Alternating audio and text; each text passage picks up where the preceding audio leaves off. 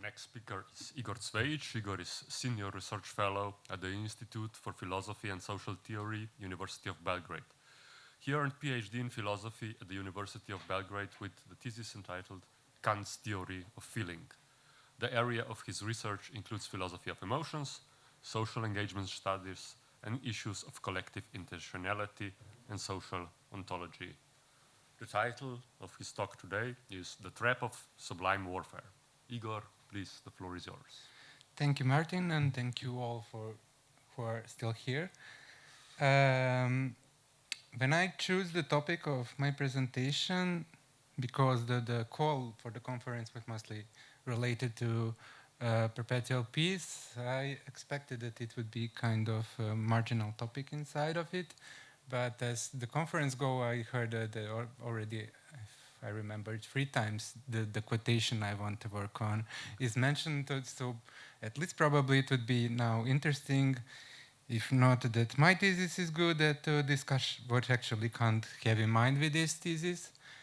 What I have in mind and a kind of motivation is that, in the last few years we are witnessing some kind of a change in the narrative. Of course, we Western Europe was mostly, but at least narratively, oriented toward the idea of eternal perpetual peace. And in some way, of course, there were so-called just wars. And in the last 4 years, it became more and more normalized to speak about questioning the kind of perpetual conflict and questioning of importance of just wars to prevent others, to destroy the enemy, and so on. So part of it, as I see it, is a kind of glorification of just wars, or the feeling we have for the heroes who can die for the right purposes. And I think that this is, empirically at least, the fact that we have these kind of feelings, but that it is more complicated than it. And that's why I used the title, The Trap, that there is something problematic. There is, we have a feeling of sublime related to just wars, and that's, I will argue, probably, at least theoretically, even unjust wars. But we have to understand what is it to experience some war as sublime, and that Kantian arguments are pretty much problematic generally about intentionality of sublime, but I will try to address how he addressed the question and how his general theory of sublime could align with it. So the quotation itself, I will read it. So the part of the quotation that's most important, where he explicitly speaks about warriors and the war, go like this. And even in the most civilized circumstances, this exceptionally high esteem for the warrior remains. Only now it is also demanded that he at the same time display all the virtues of peace, gentleness, compassion, and even proper care for his own person, precisely because in this way the incoercibility of his mind by danger can be recognized. Hence, however, much debate there may be about whether it is the statesman or the general who deserve the greater respect in comparison to the other. Aesthetic judgment decides in favor of the later. Even war, if it is conducted with order and reverence for the rights of civilians, has something sublime about it, and at the same time makes the mentality of the people who conduct it in this way all the more sublime. The more danger it has been exposed to, and before which it has been able to assert its courage, whereas a long peace caused the spirit of mere commerce to predominate, along with the base selfishness, cowardice, and weakness, and usually debases the mentality of the populace. So as we see, Kant clearly speak about some kind of sublimity of just wars. I would say that, when we look empirically, Kant is saying something that is easily to recognize in the societies, and but also something that, as far as I know, Adorno accused him exactly because of this quotation, that with sublime Kant and opened the door for domination and violence. On the other side, it is nothing strange. Many authors before Kant addressed war as sublime, and some argue that Kant's addition to it is just to add even. But I will argue that it's more problematic, and my strategy would be to see how the war is object of sublime. What is the object of sublime? In which sense war can be experienced as object of sublime? And the intentionality of the sublime is generally betting to do with. So many authors claim that, particularly the dynamically sublime, Kant so much focused to explain that it is because of our own capacity and not because of object, that it entirely missed to explain the phenomenology of sublime and why we react to some object as sublime. And other authors even claim that object is of no importance at all. The problem with this particular quotation is even more relevant because Kant, without explanation and probably without justification, switched his line of argument. So what is the context of this line quoted here is that Kant explained that sublime is related to extreme dangers. He mentioned devastating hurricanes, erupting volcans, and so on. But because of our own faculties to resist to this kind of extreme force, our own moral capacities, we feel sublime, but not in the volcans, but within our own capacity. This line of argument came as his explanation. So, however, it looks that this is far-fetched and subtle, he said that we can easily see it. And easily see it means that he wants to introduce an empirical example of sublime feeling, and he starts actually from the Cvejić. So, for what is that is an object of the greatest admiration even to the Cvejić, someone who is not frightened, who has no fear, thus doesn't shrink before danger, but energetically sets to work with full deliberation. And now he starts to divorce and to the civilized people who are engaging in wars.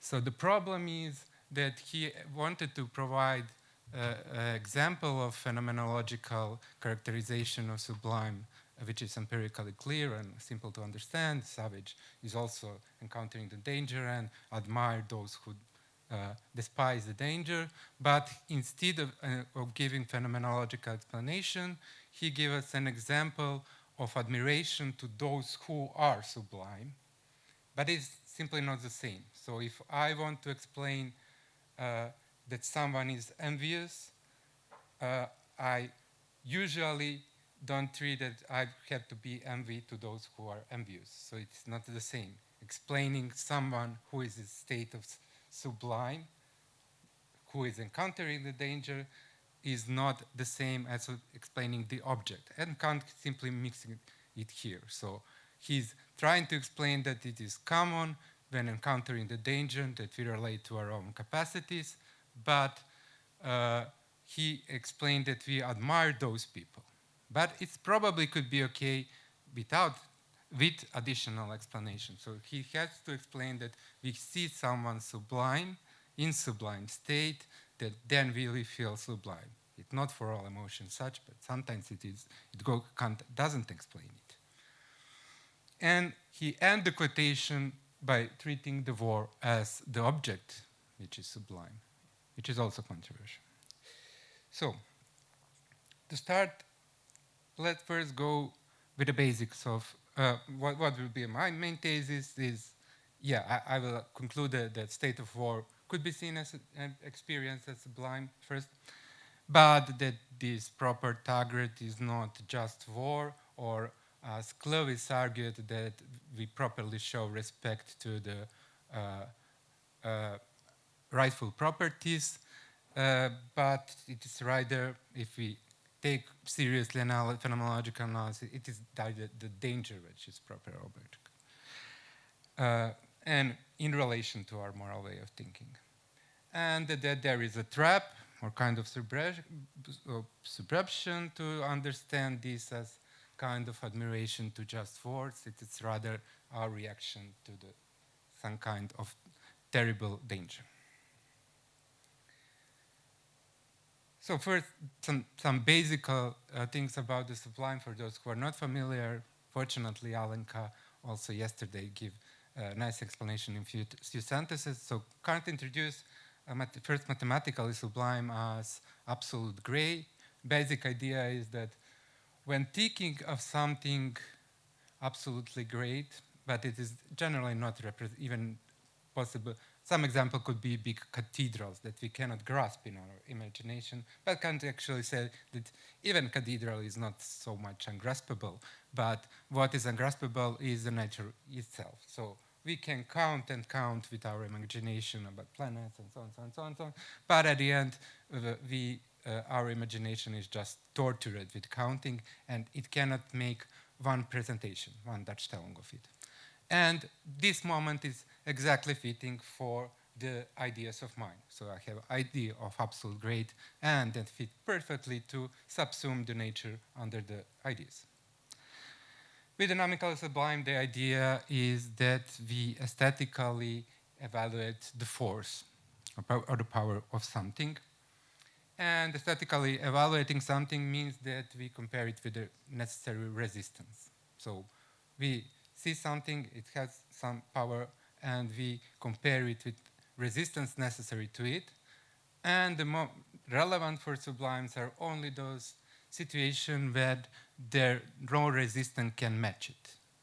And this is important because it has important implication. Some a kind of small danger in a work can never be sublime. So it has to be force such that no resistance can match it. And the reason why so is because after concluding that no physical resistance could match this force, we can conclude that this has no power whatever on our moral capacity.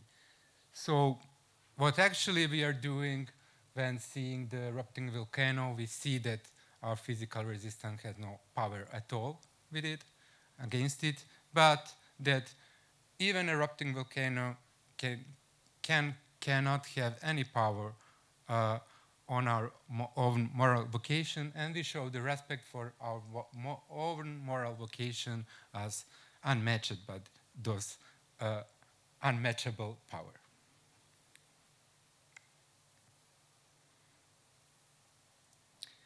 So far, so good. Can't speak about objects, volcanoes, and so on. And it seems that some objects in nature are sublime. Some of the definition, yeah. It is an object of nature, the representation of which determines the mind to think of the unattainable of nature as a presentation of ideas.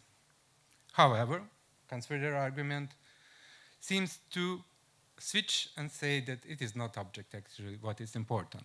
So hence it is the disposition of the mind resulting from a certain representation occupying the reflective, the judgment, but not the object, which is to be called sublime. Hence allows not so much the object as rather the disposition of the mind in estimating it to be judged sublime.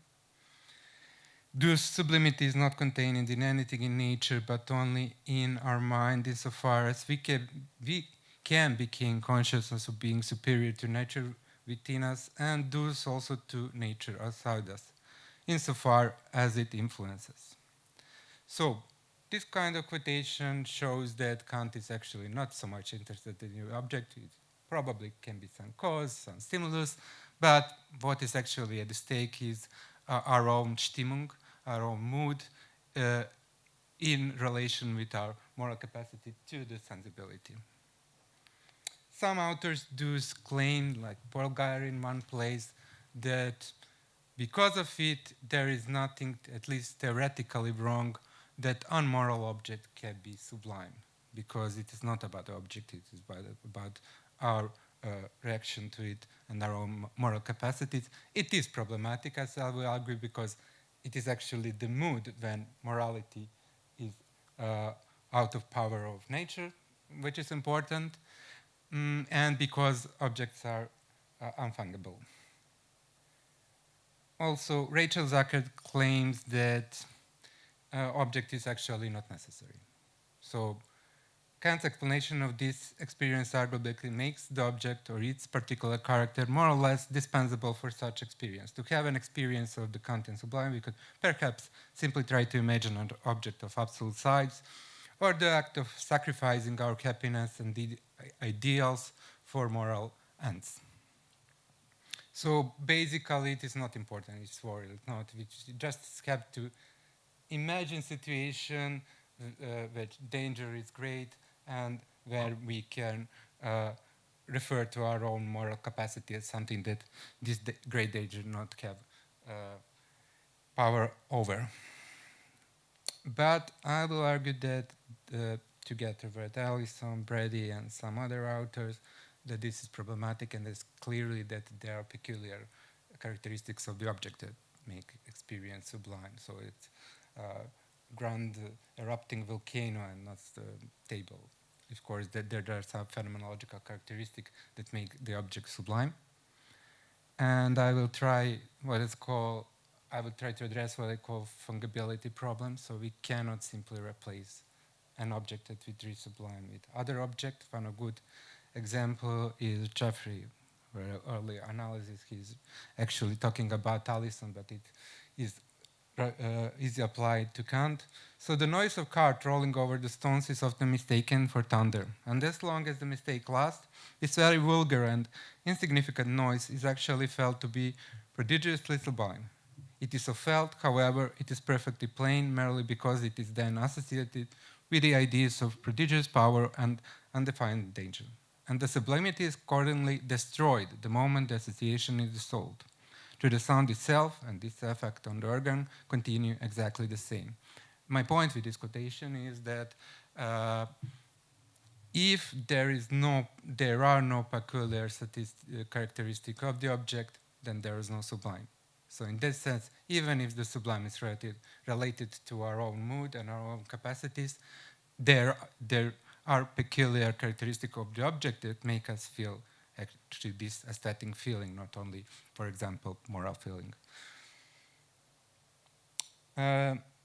So where Kant directly addresses this problem is what he called the problem of subreption. So thus the feeling of the sublime in nature is respect for our own vocation, which we show to an object in nature through certain subreption, substitution of a respect for the object instead of the idea of humanity in our subject, which is it where makes intuitable the superiority of the rational vocation of our cognitive faculty over the greatest faculty of the sensibility. So Kant basically said, we make a mistake, and so but it's probably even more complicated because subreption is a technical term. Some places Kant uses, called it subreptionis metaphysica, is one of the most famous Kant topic when we somehow subrept sensible and intelligible. So he speak about transcendental subreption when we think of objective reality of regulative ideas, for example. And what is happening here, that's the problem, is actually somehow switching or subreptive sensible and intelligible. So we tend somehow to see part of the nature, volcanoes, hurricanes, probably wars, as something that is intelligible. And I would argue that it is partly mistake, partly not. So James Kirken argues that it is necessary for if subreption wouldn't take place, we will only have frustration. So there are no any reason that we have pleasure in dangerous subjects if there are no subreption and there is no such kind of magic that we treat this subject as something kindly intelligible or subsumed under intelligible. While for other authors like Cvejić claim that if we fall to the subreption, it will always be heteronomy. So if we undermine our own admiration of the object of nature, we will fall into heteronomy, and all story about kind of domination of freedom in Sublime will fall. How I see it, first, today when we look at Kant analysis, it's first pretty much normal, whatever emotion that we have, that it is about myself and the object. There's nothing strange about it.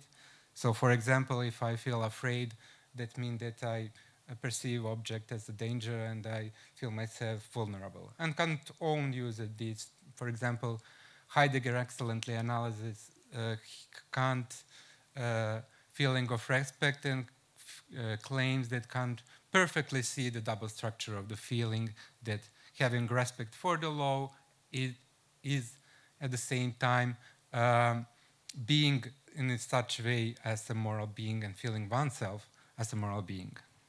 And in this case, it is not the question, as I see the other authors, sorry, if we experience our own freedom or the object. It's not neither or. But the question is, and I think that this is the question that is most problematic, how we experience the object, considering the respect of our own vocation. So what is phenomenologically characteristic in experiencing this object in a very peculiar way, which is experience of Sublime, that is regarded and related to our own vocation. And properly, the objects of Sublime, most directly addressed as Kant, is actually the nature subsumed to our moral determination, a power that has no dominion over us. And that is exactly what we experience. So when we experience dangerous volcano erupting, we experience an absolute power of nature that has no power over us. And that is exactly very violent phenomenological structure of it. We are experiencing the nature as subsumed under the intelligibility of ideas, as having no power. And I will claim, because even it is doubtful if it can be object at all, that it is generally always the nature, not a particular object. So I see in it the nature as subsumed under the power of our own humanity. And what would be the mistake? It is not that we have a relation to ourselves and the object, but to switch the positions, to think that admiration for the object is that what makes us to have respect for oneself. I think that is something that Kant wants to address. It's not that we admire volcanoes and then we respect our own faculty, but it is rather that we respect our own moral capacity. And on this ground, we tend to see volcano as subsumed under the intelligibility of our own morality. Coming back to the war, so I would say that Kant's whole argument is very doubtful, exactly because he doesn't follow his own phenomenological analysis of the object of Sublime as extreme danger, but simply switched to explaining the persons who are sublime. And it probably the only position to defend it is that it is not only that we speak about the general who have some kind of sublime relation to war, but what Kant wants to speak is that we somehow represent the core of the sublime relation, and that is not nature subsumed under Obersinnliche. So even when Kant speaks about the general, the most important thing is that he's devoted to the duty of free. On Kant's explanation, we thought about him that he's calm. He's not kind of. I even think that sacrifice is problematic. It looks more like emotion of being moved. But he speaks of someone who, despite the danger, have this dominance of intelligible over the nature. And that explanation of this kind of structure is probably that is correctly called sublime. In that sense, probably it works. But even when you think why it's so and what is the dangerous object even for the general, then it is not just that war is just. I would say the justice less important part of this sentence. It's only correct that we cannot have a sublime feeling if something horrible is happening. Simply, it will be horrible. It will not be sublime, but it is actually encountering the danger, and that it cannot be case when there is no extreme danger. So, for example, no one would take sublime if USA takes to make an invasion on Slovenia. What's sublime about it? Or probably it could be sublime, but Slovenian reaction to it, because there is extreme danger. But just war of USA to Slovenia, nothing sublime about it. So the proper object is, it has to be danger, but it is then perceived as a power that has no dominion over us. So in a sublime, actually, we could see the war as a kind of part of nature even, which has no dominion over our moral capacities. And only in such way we could switch to talk about the general as a sublime, because he acts as the extreme forces have no power over him. And there is the trap, another kind of subreption, to switch those positions, to think that it is admiration for a just war that is reason how we came to respect to ourselves and to our own capacities, rather that our own moral capacities, the only way how we experience this object, just wars, as subsumed under intelligible. Thank you.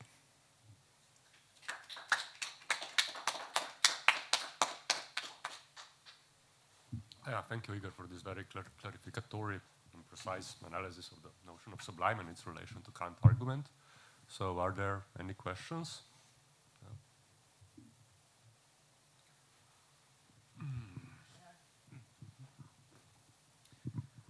Okay, thank you, Igor, for this presentation.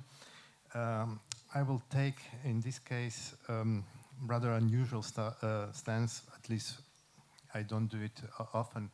I will stand for Kant. Namely, I think that you're right on distinguishing, on stressing that it's not important that this is a trap, whether a war is just or unjust, because it's the question of danger.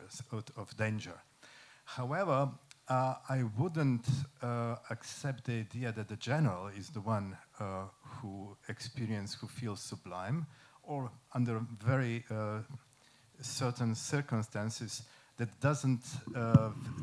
do not fit in your description. And I think that it can be said that the general and the war itself, according to Kant, is sublime.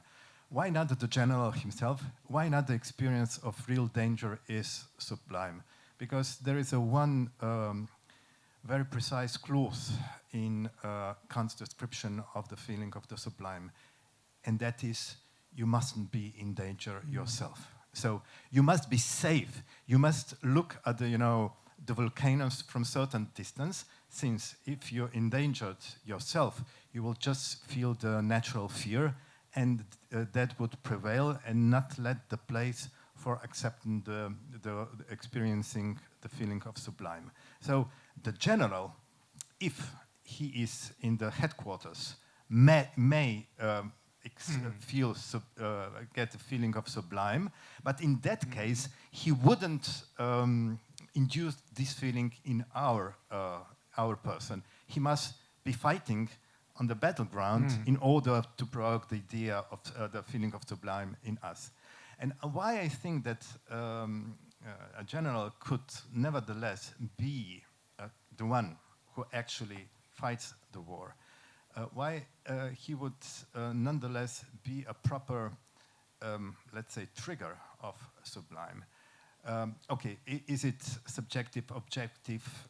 Is it this transcendental subreption? This is a very common problem in Kant, that Kant himself doesn't solve always in the same sense. It could be raised in relation to the beautiful as well. Is the object, a beautiful object, really a beautiful object, or is something subjective? It's another case of this subreption. And we could go even further. Is the space and time, are the space and time subjective or objective? Is this the case of subreption? In a sense, yes. According to the same argument, Kant, namely, in this case, comes to the different conclusion. So I would say that this jump from subject to object or object to subject is rather common, and it would be somehow unfair to just put the finger on this as a problem. So if this is the case, what then is sublime, dynamically sublime? Provided you're safe, you are confronted with the display of immense force of nature that you are aware that you cannot resist, you physically resist. But this prompts you, prompts the consciousness of your moral vocation that tells you or gives you the possibility, the very idea that you might nonetheless not succumb. So that you would try to resist till the end. And what is then that the display of great dangers, of force of nature, makes you aware that you are a being against nature. So everything that can prompt this kind of reaction can be termed sublime. And I would say war in that case, general who actually fights, can, I would say, justly be termed sublime on the ground that they display this, can make you aware of your own ability to being against nature, that you can be against nature, a creature against nature as well. So I agree on that it's the question of danger, it's while being safe. That is not the question of morality. The difference between just and unjust wars are in this case irrelevant. However, I would still somehow understand Kant's affirmation that war can produce feeling of sublime. That would be my comment. But my other question would be, do you think that besides wars and generals, but generals that experienced war, moral law can be sublime as well? Okay. Thank you for both questions. Regarding the first, I tried to remain to keep it as problem, and partly I agree. In which sense partly I agree? So what I try to say that Kant unexplainably switched the argument. So from speaking about volcanoes and our reaction to volcanoes, he started to speaking to kind of representation of this kind of Stimmung. And that's explanatory, just problematic. You should explain that you are doing this, if you're doing it. And in this case, I agree, but let's take similar example. So we can feel sublime if you look at Caspar Friedrich picture where there is a man above the ocean, which usually represent as sublime. Yeah, we can feel sublime, and it's because we don't need, partly we don't need proper object in that sense. We have to be aware of our domination of our morality over the nature. Okay, and we became aware of it, but by seeing it. In some way, Caspar Friedrich painting is representative or reminder of this capacity. And is the general, I think Kant is not clear about it.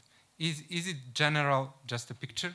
And it could be a picture of the general. We usually see painting which represent the general who heroically fight a battle. Or is general by itself sublime in the same way as volcano is sublime? So this may confusion. My argument, how I understand it, is that because Kant speaks of moods, he's probably, not intentionally, but he's trying to combine the phenomena that are connected with this one word, And the phenomenon is what is actually sublime is subsumption of sensibility under morality. And in this case, it is kind of representative, but it is not just representative of someone's state, it is representative of the whole structure. In this case, it is. But we cannot say that it is same to think about oceans, erupting volcanoes, and so on, as it is to think about general. That was my point regarding the first question. But I agree with you that it can be sublime. Regarding the second, is moral law by itself sublime? That was the question. Or the consciousness of it. It's very much the same feeling, and then we, so it's feeling of respect for the law, let's say, that would be the question. And yes and no.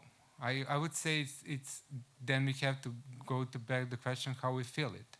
Because if it's just a respect for the law we have in some usual situation, it's very much connected, but why would Kant write so much about sublime if it's just the same phenomena? Probably the good example of it would be in Kant analysis of sublime relation to God, where he connects the idea that, yeah, the danger, but the idea is that we recognize that it is our own capacity to which we are at the end related. It's somehow, yeah, but here God is also probably seen as danger, and he switched to the humilitas.